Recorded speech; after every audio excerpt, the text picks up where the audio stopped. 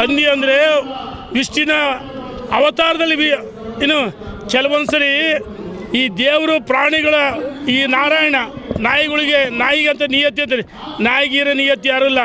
ವಿಷ್ಣುವಿನ ಅವತಾರವೇ ಮತ್ತೊಂದು ವರ ಹಂದಿ. ನಮ್ಮನ್ನೇ ದೇವ್ರಿಗೆ ಹೋಲಿಸಿದೆಯಾ, ನಿನಗೆ ಧನ್ಯವಾದಗಳು. ಬಸವಗೌಡ ಪಾಟೀಲ್ ದೊಡ್ಡ ಮನುಷ್ಯ. ನಿನ್ನ ಜೊತೆಗೆ ಮೂರ್ಖರ ತಂಡ ಇದೆ, ನಿನ್ನ ಜೊತೆಗೆ ಮೂರ್ಖರ ತಂಡ ಇದೆ. ನಾನು ಕೇಳೋಕ್ಕೆ ಇಚ್ಛೆ ಪಡ್ತೀನಿ. ನಮ್ಮ ಹಳ್ಳಿಗಳಲ್ಲಿ ನಿಮಗೆಲ್ಲ ನೋಡಿ, ಮಾಧ್ಯಮ ಸ್ನೇಹಿತರಿಗೂ ಬೈತಾರೆ, ನಿಮಗೂ ಬೈತಾರೆ. ನಿಮಗೇನು ಬಿಟ್ಟಿದಾರೇನು? ಬಿಟ್ಟಿಲ್ಲ, ನಿಮಗೂ ಬಿಟ್ಟಿಲ್ಲ.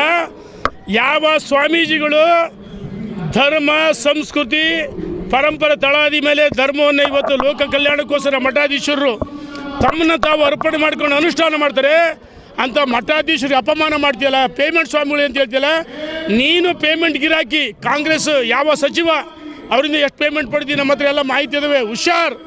ಹಳ್ಳಿಗಳಲ್ಲಿ ನಿಮಗೆ ಗೊತ್ತಿದೆ, ಮಾಧ್ಯಮ ಸ್ನೇಹಿತರಿಗೆ, ಈ ಮಾರಿ ಕೋಣಂದು ಬಿಡ್ತಾರೆ ಹಬ್ಬಕ್ಕೆ, ಮಾರಿ ಹಬ್ಬಕ್ಕೆ ಚೆನ್ನಾಗಿ ಮೇಯಿಸ್ತಾರೆ.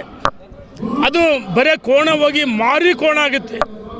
ಮಾರಿ ಕೋಣ ಆದಾಗ ಏನಾಗುತ್ತೆ, ಹಳ್ಳಿಗಳಲ್ಲಿ 5 ವರ್ಷಕ್ಕೆ 10 ವರ್ಷಕ್ಕೆ 15 ವರ್ಷಕ್ಕೆ ಕೋಣವನ್ನು ಬಲಿ ಕೊಡ್ತಕ್ಕಂಥ ಸಂಸ್ಕೃತಿ ನಮ್ಮಲ್ಲಿದೆ. ನಮ್ಮೆಲ್ಲ ಗ್ರಾಮೀಣ ಜನರಿಗೆ ಗೊತ್ತಿದೆ. ಆ ಬಲಿ ಕೊಡೋ ಮುನ್ನ ಅದಕ್ಕೆ ಎಣ್ಣೆ ಹಾಕಿ ಮಸಾಜ್ ಮಾಡ್ತಾರೆ. ಹಿಂಗೆ ಎಣ್ಣೆ ಹಾಕಿ ಹಾಕಿ ಹಾಕಿ ಹಾಕಿ ನೀವು ಅಂದರೆ ಚೆನ್ನಾಗಿ ಒಳಿಯು ಎಂತ ಎಣ್ಣೆ ಹಾಕ್ತಾರ ಅಲ್ಲೆಣ್ಣೆ ಅಂದರೆ ಪಳ ಪಳ ಪಳ ಪಳ ಒಳಿಬೇಕು. ಹಂಗೆ ಮಸಾಜ್ ಮಾಡ್ತಾರೆ. ಆವಾಗ ಏನು ಮಾಡ್ತಾರೆ, ಉಪ್ಪಿನ ನೀರು ಕುಡಿಸ್ತಾರೆ. ಉಪ್ಪಿನ ನೀರು ಕುಡಿಸಿ ಬಲಿ ಕೊಡ್ತಾರೆ. ಸುಣ್ಣ ಉಪ್ಪು ಹಾಕಿ ನೀರು ಕುಡಿಸ್ತಾರೆ. ಆವಾಗ ಬೆಳಗಿನ ಜಾವ ಬಲಿ ಕೊಡ್ತಾರೆ.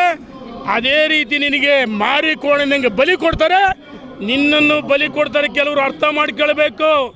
ನೀನು ಯಡಿಯೂರಪ್ಪನ ಬಗ್ಗೆ ಮಾತಾಡಿ ದೊಡ್ಡ ಮನುಷ್ಯ ಆಗ್ಬಿಡ್ತೀಯ, ವಿಜಯೇಂದ್ರ ಬಗ್ಗೆ ಮಾತಾಡಿ ದೊಡ್ಡ ಮನುಷ್ಯ ಹಾಕಿಯ, ಸಾಧ್ಯವೇ ಇಲ್ಲ.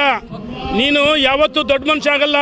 ಅವ್ರ ಜೊತೆ ಕೆಲವರು ಅದಾರೆ, ಅವ್ರ ಕ್ಷೇತ್ರದಲ್ಲಿ ಅಭಿವೃದ್ಧಿ ಮಾಡೋಕ್ಕೆಲ್ಲ ಕೆಲಸ ಮಾಡೋಕ್ಕೆಲ್ಲ ಸೋತು ಸುಣ್ಣಾಗಿದ್ದಾರೆ. ಅಂಥವ್ರಿಗೆ ನೀನು ದಂಡನಾಯಕ.